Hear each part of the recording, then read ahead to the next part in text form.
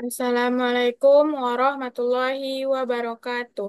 Perkenalkan, nama saya Sofi Kurniawan dengan NIM 23060030 dari jurusan Ekonomi Pembangunan, Fakultas Ekonomi dan Bisnis. Di sini saya akan mempresentasikan tugas individu dengan mata kuliah Statistika Lanjutan. Saya akan mempresentasikan materi tentang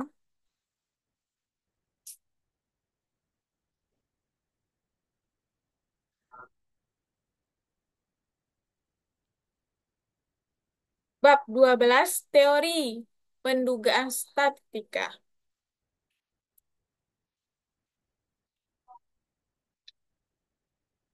Berikut bagian-bagian materi yang akan saya jelasin tentang teori pendugaan statistika. Itu yang pertama pengertian teori dan kegunaan pendugaan. Sebelum masuk dengan rumus, apa sih yang dimaksud dengan pendugaan? Pendugaan adalah seluruh proses dengan menggunakan statistika sampel untuk menduga parameter yang tidak diketahui.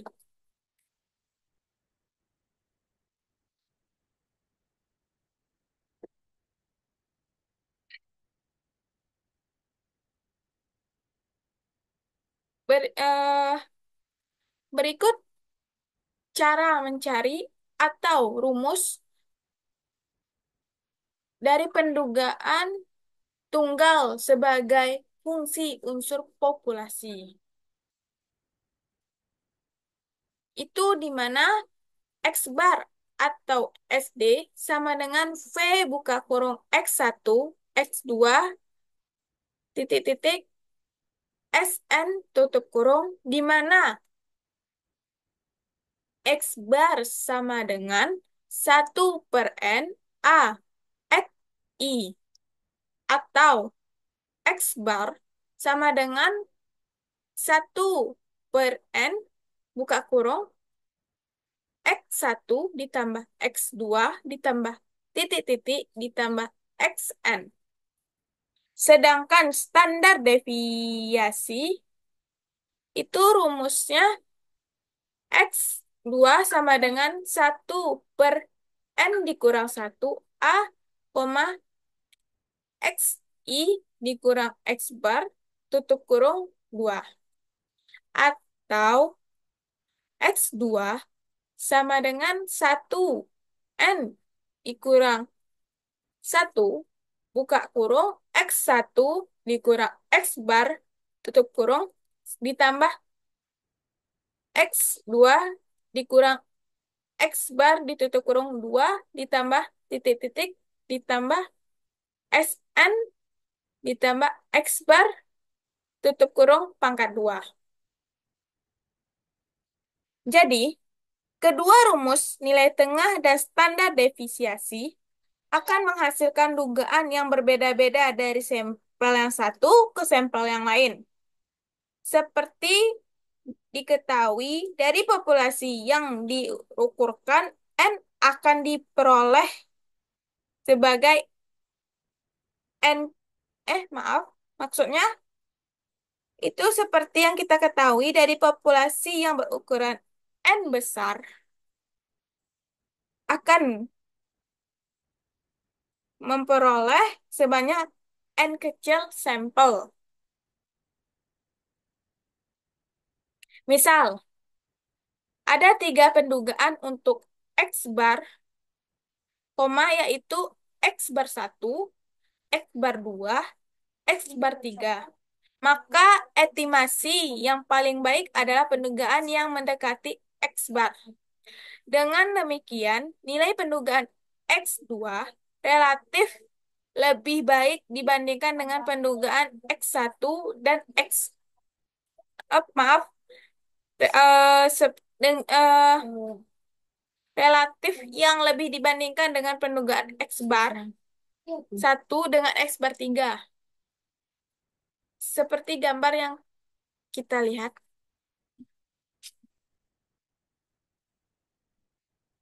Lanjut dengan sifat-sifat pendugaan.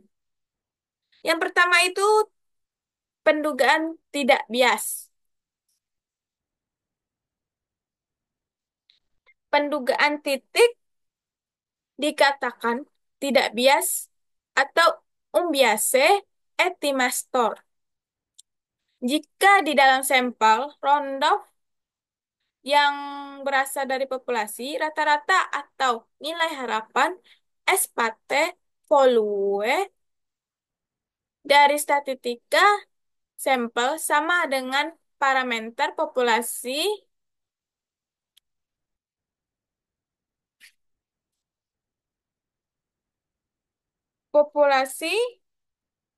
MIF atau bisa dibilang dengan rata-rata. Dapat dilambangkan dengan E buka kurung X bar sama dengan mu.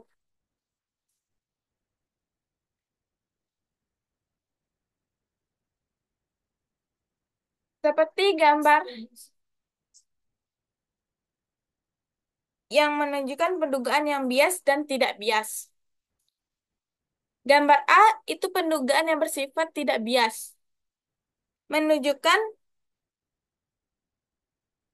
pendugaan bersifat tidak bias karena nilai harapan sama dengan nilai parameter. Dan kita bisa lihat dari gambar A itu ada garis lurus tengah.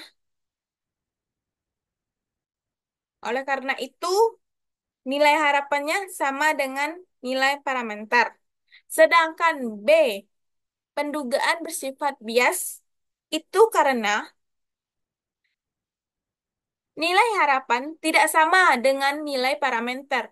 Jadi, apabila nilai dugaan semakin mendekati nilai parameter, maka dugaannya semakin baik. Sebagaimana contoh dari 488, oh, maaf. Jadi, apabila nilai dugaan semakin mendekati nilai parameter, maka dugaannya semakin baik.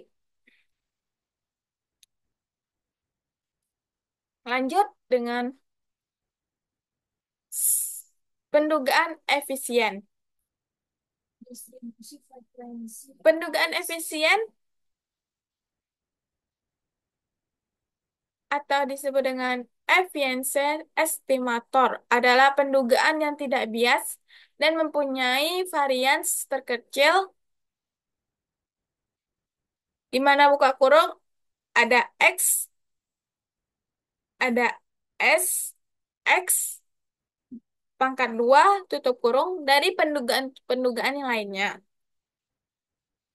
Kalau ada dua pendugaan yang tidak bias, misalnya X bar 1 dan X bar 2, di mana varian S, X pangkat 2, atau standar deviasi SX dari X bar 1 lebih kecil dari X2, maka dapat disimpulkan bahwa pendugaan X1 lebih, oh maaf, maka kesimpulan bahwa pendugaan X bar 1 lebih baik daripada pendugaan X bar 2. Seperti gambar berikut ini, atau sebagai contoh pada kasus laba emitment di atas standar deviasi laba dari 5 sampel.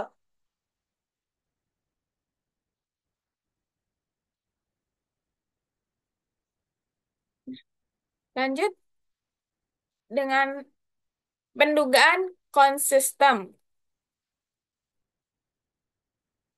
Pendugaan konsisten, pendugaan yang konsisten atau disebut dengan konsisten estimator adalah nilai dugaan X bar yang semakin mendekati nilai yang sebenarnya. View dengan semakin bertambah jumlah sampel N. Jadi, ukuran sampel yang semakin besar cenderung memberi penduga yang konsisten dibandingkan dengan ukuran sampel yang kecil. X bar merupakan pendugaan konsisten terhadap Q karena apalagi N mendekati N besar, maka view X mendekati X bar akan dan apabila N sama dengan N besar, maka X bar sama dengan view.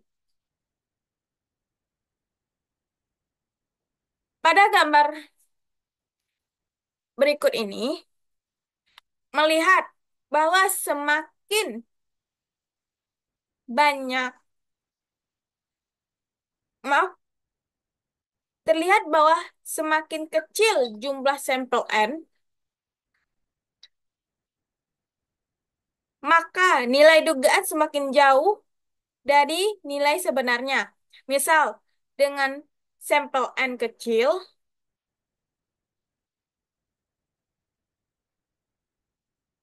sampel N kecil mempunyai nilai dugaan di X bar 2 dan relatif jauh dibandingkan dengan nilai view sebenarnya. Apabila jumlah sampel diperbesar menjadi N sangat besar, maka nilai dugaan menjadi X1, X bar 1 dan menjadi dugaan yang lebih baik daripada X bar 2. Apabila jumlah N ditambah menjadi N tak terhingga, maka distribusi sampel menjadi pengepis berupa garis lurus atas parameter yang sebenarnya atau X bar sama dengan view. Inilah membuktikan bahwa semakin besar sampel, maka nilai pendugaan lebih konsisten. Next, lanjut. Itu dengan pendugaan interval. Apa sih yang dimaksud pendugaan interval? Nah, pendugaan interval. Pendugaan interval adalah suatu interval yang mengatakan celah di mana suatu parameter populasi mungkin berbeda. Maaf, mungkin berada.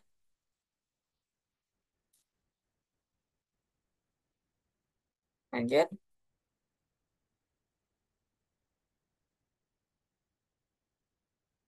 Hmm.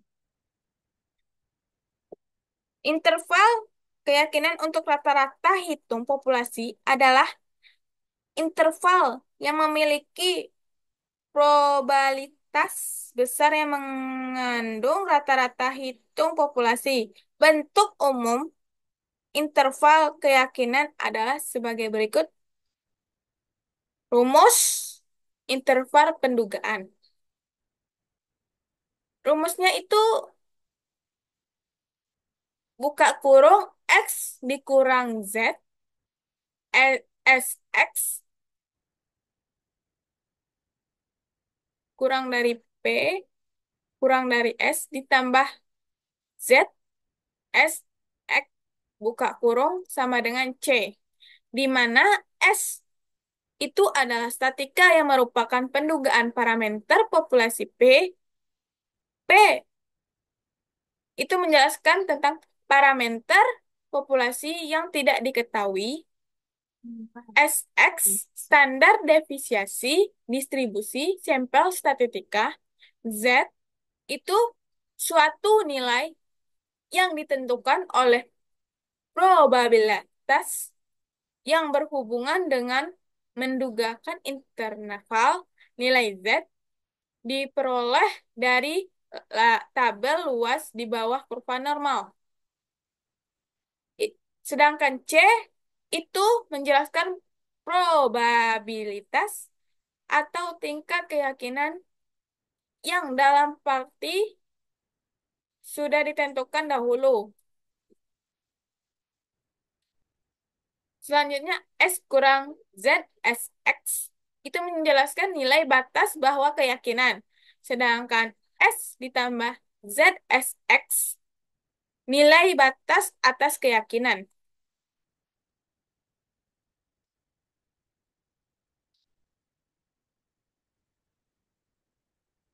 Lanjut, contoh menentukan jumlah sampel setiap stratum. Pada gambar yang pertama yang kita lihat, itu pada gambar terlihat untuk interval keyakinan 95%. 95% itu di mana di tengah, berhubungan dengan Z antara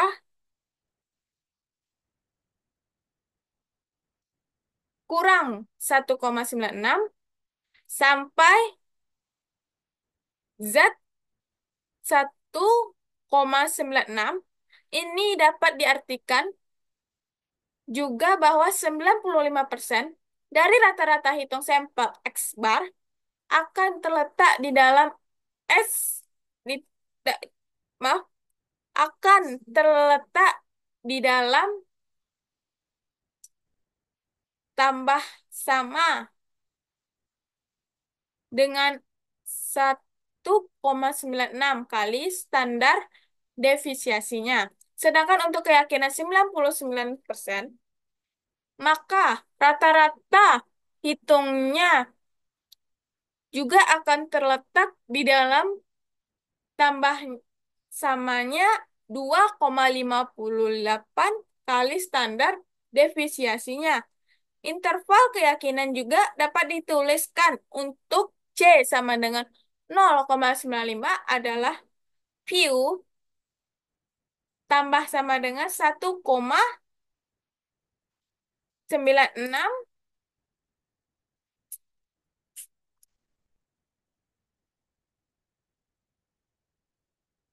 X, dan untuk C 0,99 adalah Q tambah sama dengan 2,58 X S X.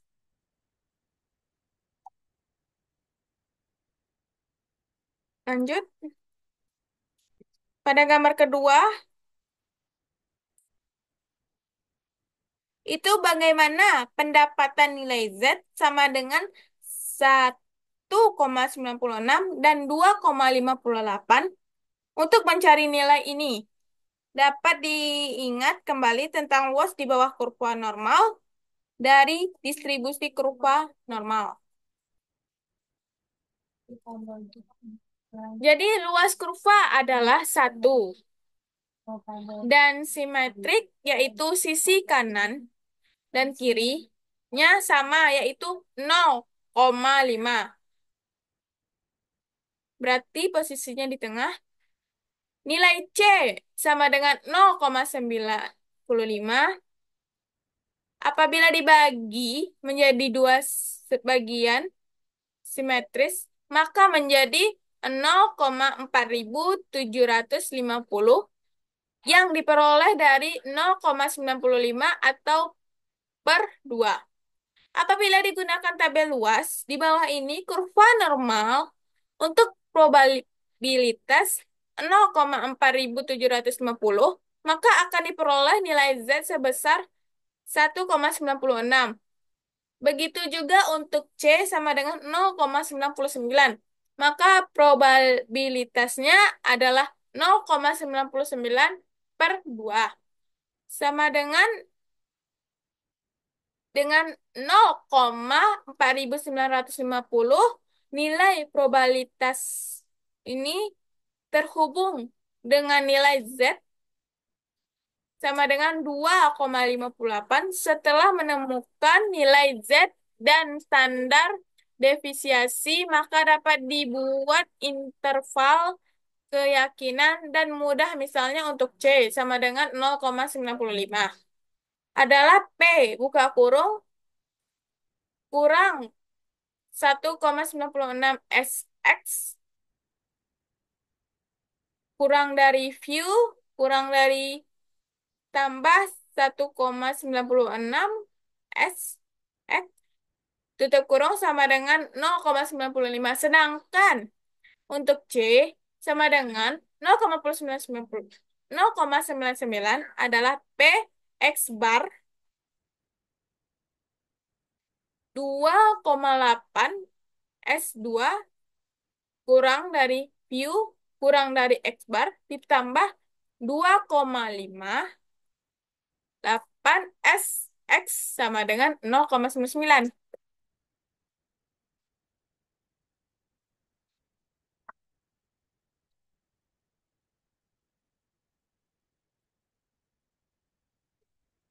Lanjut,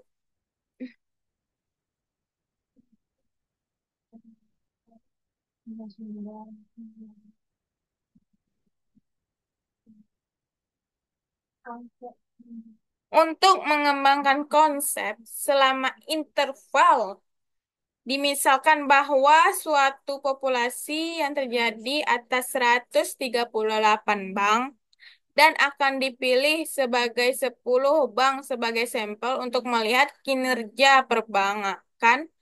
Apabila diasumsi bahwa nilai C sama dengan 0,95, maka diharapkan akan ditemukan 95 dari 100 interval.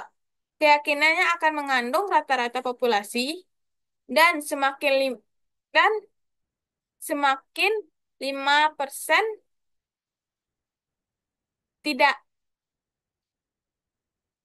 Pada gambar berikut ini atau gambar yang di atas itu terlihat bahwa interval satu dengan nilai rata-rata X bar interval 95 dengan rata-rata X95 mengandung nilai parameternya, yaitu dengan hanya X96 sampai X100 atau 50% interval saja yang tidak dari statistik mengandung view.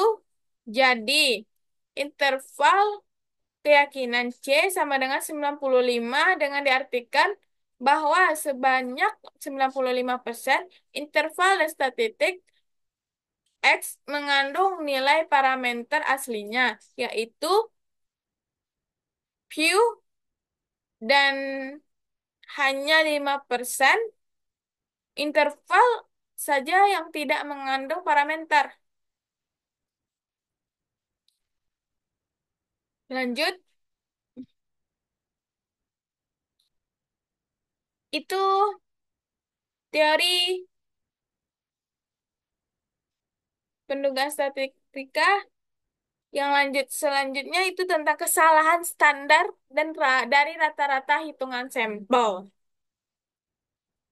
Kesalahan standar dari rata-rata hitungan sampel itu kesalahan standar dari rata-rata hitungan sampel adalah standar deviasi distribusi sampel dari rata-rata hitung sampel. Kesalahan standar dari rata-rata sampel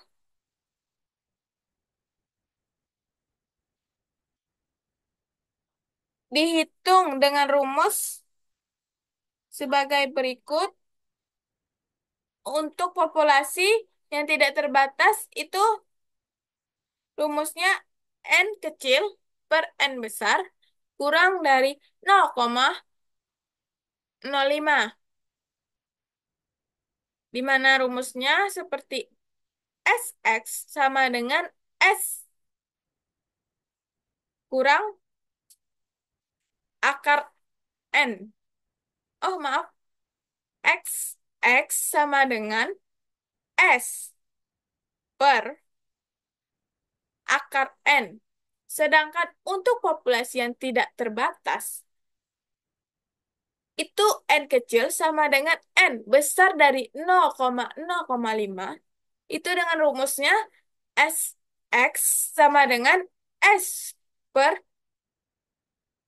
akar N sama dengan, maaf, akar N akar besar Lanjut dengan akar besar, N besar dikurang N kecil, N besar dikurang satu. Di mana?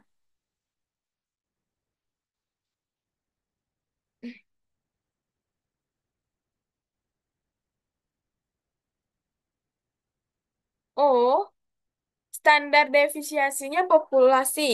Sedangkan SS, SX, standarnya error atau kesalahannya standar dari rata-rata hitungan sampel.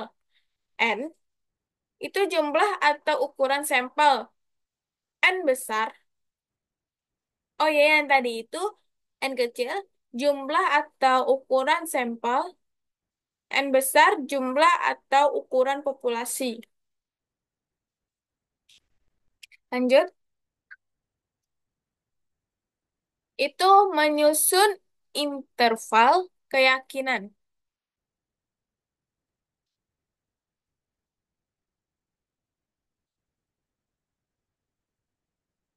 Lanjut,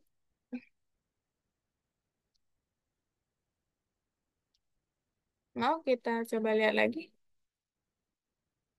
Oke, bagaimana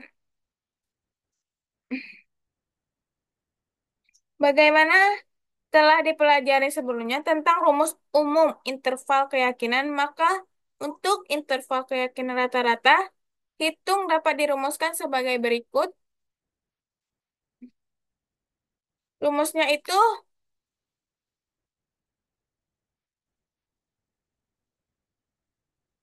atau contoh interval keyakinan rata-rata hitung. Interval keyakinan untuk rata-rata dihitung rumusnya itu X bar tambah sama dengan ZA per 2S per akar N. Sedangkan untuk populasi terbatas, faktor koreksi menjadi akar akar buka kurung N besar dikurang N kecil per N dikurang satu. Nilai S bar merupakan rata-rata dari dari sampel. Nilai X bar merupakan rata-rata dari sampel. Sedangkan nilai Z untuk beberapa nilai C dapat disajikan sebagai berikut tabel yang bisa kita lihat.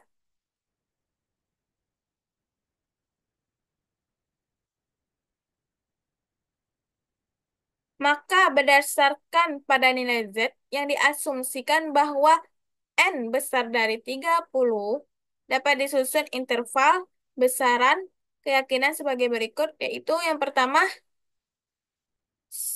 interval keyakinan 99%. 95%, tingkat keyakinannya dirubah jadi 0,99%.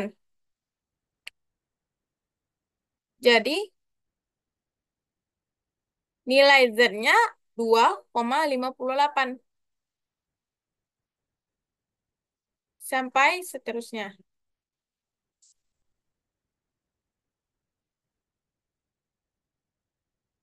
Atau nilai keyakinannya dari 90%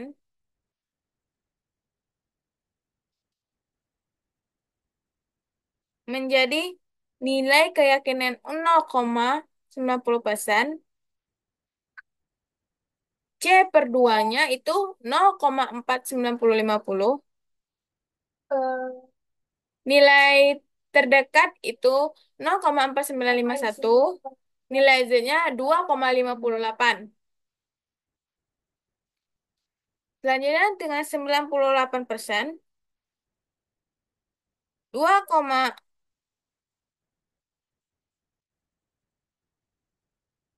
maaf, dari 0,98%, tingkat keyakinannya 0,98 C per 2.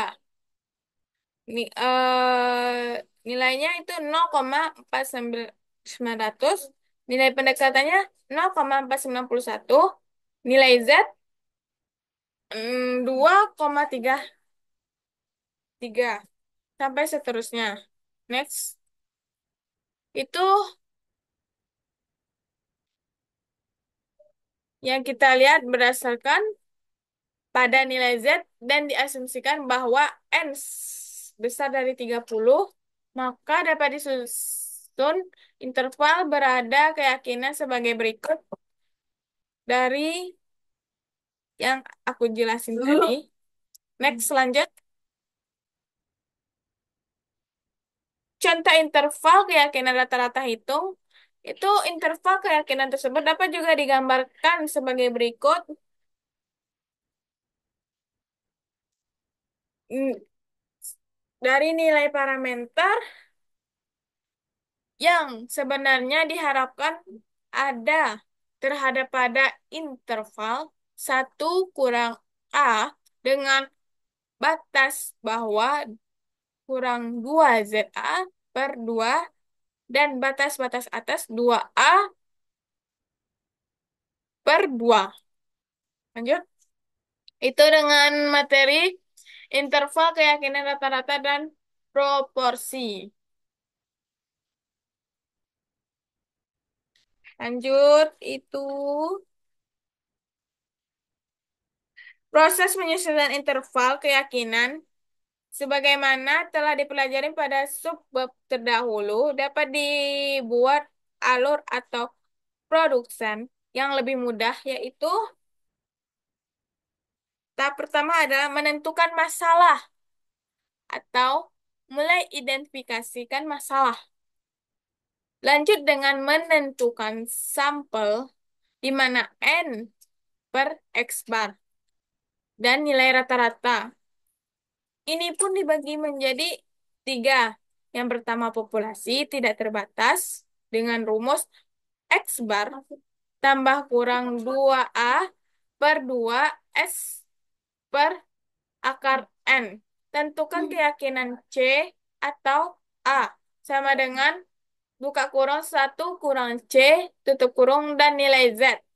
Populasi terbatas. Itu X bar tambah sama dengan 2A/2 S per akar buka kurung N dikurang N per N dikurang 1. Nah, penyusunan interval keyakinan untuk rata-rata ditentukan oleh dua hal, yaitu bentuk distribusi sampel dan apakah standar defisiasi populer diketahui atau tidak. Hmm. Distribusi normal dan standar defisiasi populasi yang diketahui.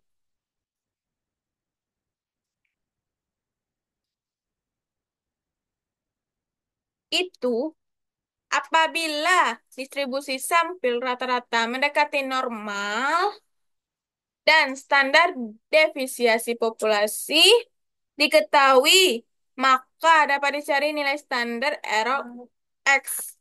Rumus umum untuk interval keyakinan dapat dirumuskan sebagai berikut. Itu probabilitas, maaf, probabilitas buka kurung X bar dikurang Z A per 2 O X besar dari view kurang dari X tambah sama dengan 2A/2 S per akar N dikurang N atau N dikurang 1 N S X buku tutup kurung sama dengan C atau probabilitas X bar mau buka kurung S bar tambah sama dengan 2A/2 SX tutup kurung sama dengan C, di mana X bar adalah rata-rata dari sampel. 2A/2. Oh, ZA/2. Nilai Z dari tingkat kepercayaan A. Sedangkan view rata-rata populasi yang diduga. QX. Standar error atau kesalahan standar dari rata-rata hitung sampel. C. Tingkat keyakinan. A sama dengan 1 kurang C.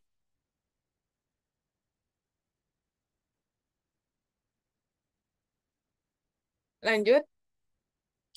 Itu distribusi norma atau standar deviasi populasi tidak diketahui. Ada stan maaf, pada populasi yang sangat besar, seringkali nilai parameter populasi tidak dapat diketemukan. Sebagai contoh, nilai rata-rata hitung yang mengakibatkan standar deviasi populasi juga tidak dapat ditemukan untuk kasus demikian. Maka standar deviasi populasi harus diduga dari sampel. Standar deviasi sampel dinyatakan dengan S dan standar errornya dinyatakan dengan SX. Hubungan antara standar deviasi dengan standar error dinyatakan sebagai berikut. Itu standar error untuk populasi tidak terbatas. Rumusnya itu X, X sama dengan S per akar N. Sedangkan standar error untuk populasi yang terbatas dan N kecil per N besar, besar dari 0,005. Jadi rumusnya itu S X sama dengan S per N. Akar, maaf, X, S X, S X sama dengan S per akar N, akar besar N dikurang N besar dikurang N kecil per N besar dikurang 1. Seperti, oleh karena itu, standar error populasi QX diduga dengan X S, maka variabel random tidak mengikuti distribusi normal. Variabel random mempunyai distribusi yang dinamakan dengan distribusi student. Distribusi student merupakan distribusi kontinum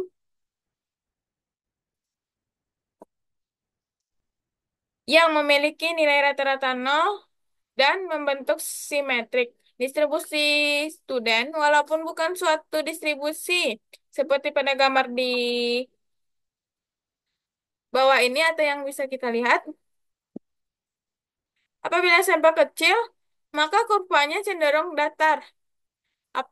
Apabila jumlah sampel meningkat, maka kurva lebih runcing.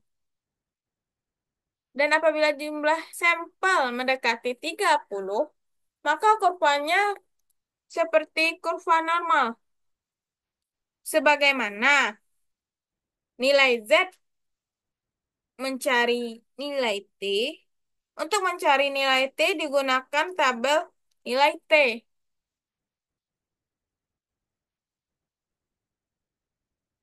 Pada kolom merupakan tingkat keyakinan yaitu A yang diperoleh 1 kurang C.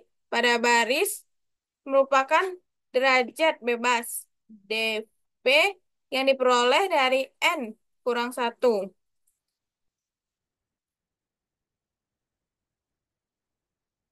Lanjut, itu maaf kita lihat elemen-elemen. Oke. Lanjut dengan rumusnya. Distribusi sampling mendekati normal dan standar deviasi populasi tidak diketahui. Rumusnya itu buka kurang S bar dikurang T A per 2 SX view kurang dari buka kurang X bar ditambah TA per 2 SX tutup kurung. Di mana X bar rata-rata dari sampel. T A per 2 nilai T dari tingkat kepercayaan A. View rata-rata populasi yang diduga. SX standar error atau kesalahan standar dari rata-rata minggu sampel. C tingkat keyakinan A 1 kurang C. Lanjut, next. Itu interval keyakinan selisih rata-rata dan proporsi.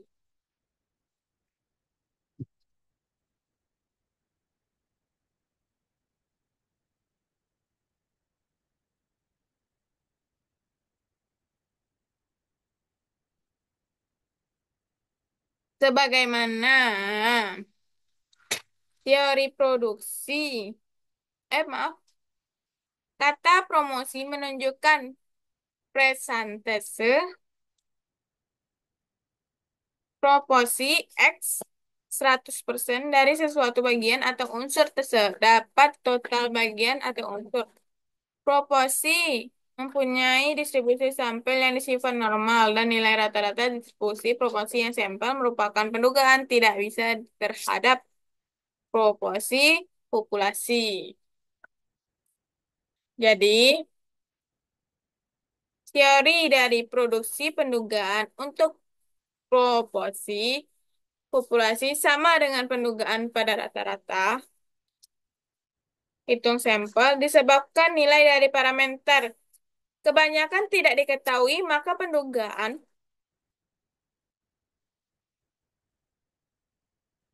pendugaan tidak baik dari standar deviasi promosi populasi P adalah standar deviasi populasi sampel S. Standar deviasi promosi sampel dirumuskan sebagai berikut.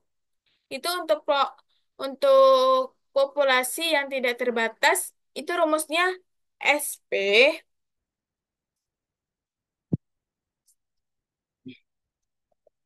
SP sama dengan akar P buka kurung 1 kurang P tutup kurung per N kurang N disambung dengan akar N besar dikurang N kecil per N besar dikurang 1. Untuk populasi yang terbatas, SP sama dengan akar P 1 kurang P N dikurang 1. Bentuk pendugaan. Proporsi populasi dirumuskan sebagai berikut dalam probabilitas. Itu rumusnya P dikurang ZA per 2 SP kurang dari P kurang dari P kecil ditambah ZA dikurang 2 titik SP kurung. Di mana P proporsi sampel 2A kurang 2 nilai Z di dari tingkat keyakinan A. P proporsi populasi yang diduga SP standar error atau kesalahan dari proporsi. C tingkat keyakinan dan A 1 kurang C. Lanjut, itu yang terakhir tentang memilih ukuran sampel.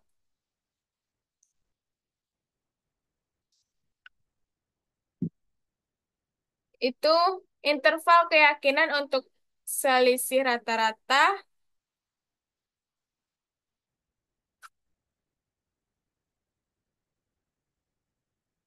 Yang pertama itu maaf, probabilitas. Di mana buka kurung EE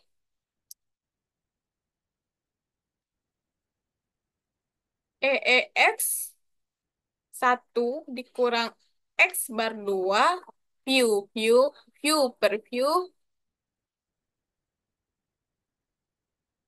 2 satu view 2 kurang dari akar akar X bar satu dikurang X bar 2 view view tambah Z A kurang 2 X X tutup kurung, di mana standar error dalam nilai selisih rata-rata adalah dari rumus berikut. Apabila standar deviasi dari populasi tidak ada, maka dapat diduga dengan standar deviasi sampel yaitu X. X1 kurang X2 sama dengan akar S2 di X1 per N1 ditambah S2 X2 per 2 maaf N2, di mana itu QX1 QX2 standar error selisih rata-rata populasi. S1 SX1 dikurang X2 standar error selisih rata-rata. X X1 SX1 standar deviasi sampel dari dua populasi. N1, N2 jumlah sampel setiap populasi. Next. Itu probabilitas interval keyakinan untuk selisih proporsi. Probabilitasnya, rumusnya itu buka kurung lagi, P1 dikurang P2, tutup kurung, dikurang ZA per 2 SP1 P2, tutup kurung, kurang dari, buka kurung, P1 kurang P2 kurang dari P1 dikurang P2 ditambah ZA dikurang dari 2 SP1 dan P2 tutup kurung. Di mana standar error dari nilai selisih proporsi adalah SP1 kurang P2 sama dengan akar P1 buka kurung 1 dikurang P1 ditutup kurung per N1 dikurang 1 ditambah P2 itu buka kurung 1 dikurang P2 tutup kurung per N2 dikurang 1. P1, P2 itu proporsi sampel di mana populasi dari dua populasi. Maaf, P1, P2 proporsi sampel dari dua populasi. Sedangkan SP1 standar error selisih populasi dari dua populasi. N1, N2 jumlah sampel setiap populasi. Next,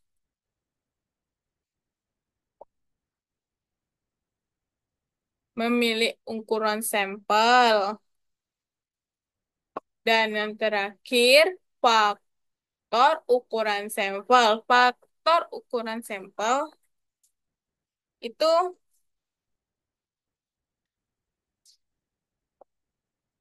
terbagi menjadi tiga, yaitu pertama, tingkat keyakinan yang dipilih. Yang kedua, kesalahan maksimum yang diperoleh.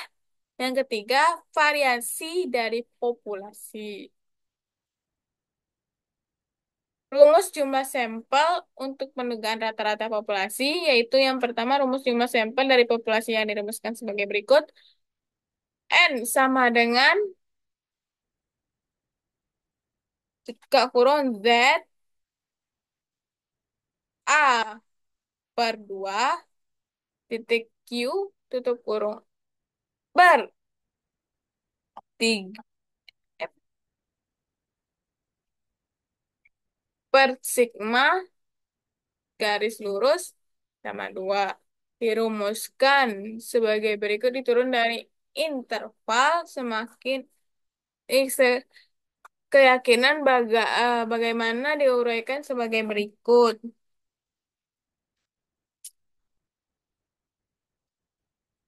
Lanjut next. Rumus jumlah sampel untuk mendugakan rata-rata populasi atau proporsi populasi yang mendapatkan rumus jumlah sampel dalam pendugaan proporsi populasi dalam diturunkan sebagai berikut. Next. Apa? Itu P buka kurung ZA 2 kurang dari Z kurang dari Z A per 2. Tutup kurung sama dengan C sama dengan 1 dikurang A. Selanjutnya buka kurung 2Z A per 2 kurang dari tutup kurung P1 kurang dari P2 kurang dari kurang dari tutup kurung per buka kurung Q Q tutup kurung Z A tutup kurung. Dan yang terakhir itu N sama dengan buka kurung Z A per 2 tutup kurung 2 P buka kurung 1 per P tutup kurung ditambah 1 per 3 eh 3 sigma 2. Baik, sekian dari presentasi saya.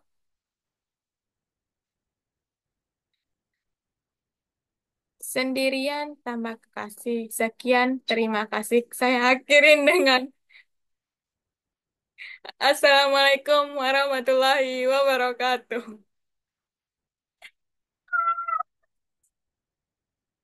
Sekian, terima kasih. Sekian dan terima kasih. Alright.